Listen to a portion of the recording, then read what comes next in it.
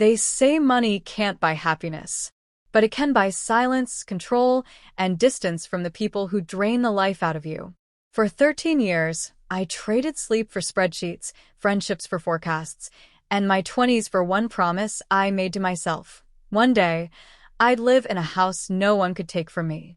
I just never expected the first people to try or would share my last name. My name is Clara Reed. I'm 35. Financial director at a downtown firm where numbers matter more than faces. My life runs on precision. Budgets balanced to the decimal, plans mapped 10 years ahead. I didn't grow up rich.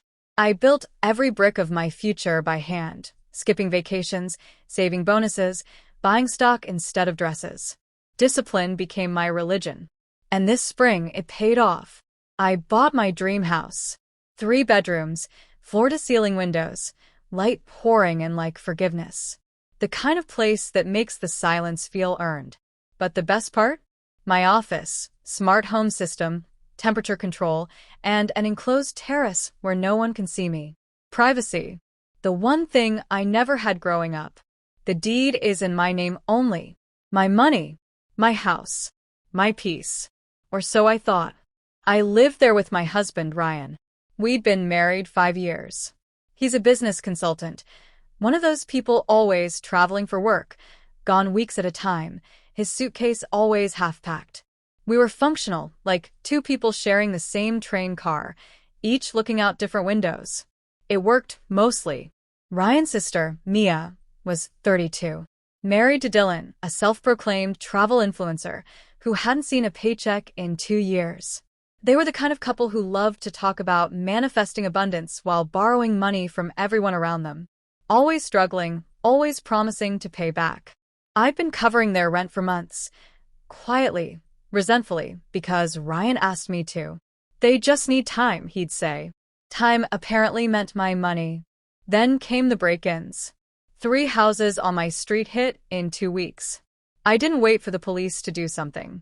I upgraded everything. 5 cameras, motion sensors, alarms linked straight to my phone. Every door, every window guarded. I even gave spare keys to my parents, Ryan's parents, and of course, Ryan himself. I meant to tell them about the new system, but work was chaos. It slipped my mind. That Tuesday, I was in a budget meeting when my phone buzzed. Break-in detected. Front door. Duplicate key used. My heart stopped. I opened the live feed. There they were, Mia and Dylan, walking through my front door like they were home. She had shopping bags in her hands. He was nodding like an appraiser. I didn't even have time to process before the alarm screamed through the speakers. They flinched, hands over their ears, shouting at each other. The system's voice came on. This is home security. Please state the homeowner's name and passphrase. Dylan shouted. It's fine. My brother lives here. It's his house. The operator replied. Police have been dispatched. I switched cameras. A moving truck sat in my driveway. The back door open. Furniture and boxes stacked inside. They weren't visiting. They were moving in. I sat there, frozen, while the people in the meeting kept arguing about quarterly numbers like nothing had changed. Meanwhile, my home, my sanctuary, was being invaded by people who thought my success was their safety net. I stepped out of the meeting and called the police. They confirmed 2 suspects had been detained for trespassing. Do they have permission to be there? Officer asked. No, I said, my voice shaking. Absolutely not. Then I called Ryan. He picked up on the 4th ring, casual as ever. Hey, what's up? Your sister and Dylan just broke into our house. Pause. Oh yeah, I knew about that.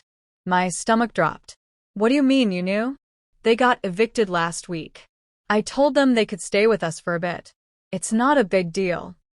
Not a big, Ryan, they brought furniture. They were moving in. Their family, Clara. You're overreacting. Overreacting. I almost laughed.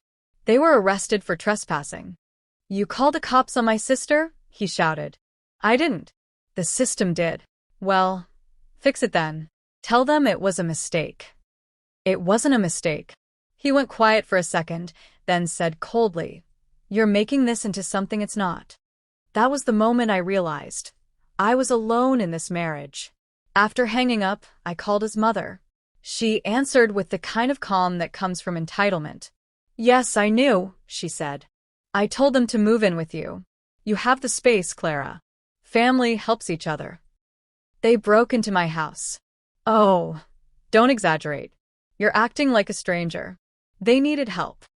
They triggered the alarm. The police came. She gasped. You called the police on family? Do you know what that could do to them? They did it to themselves, I said and hung up. An hour later, Mia called.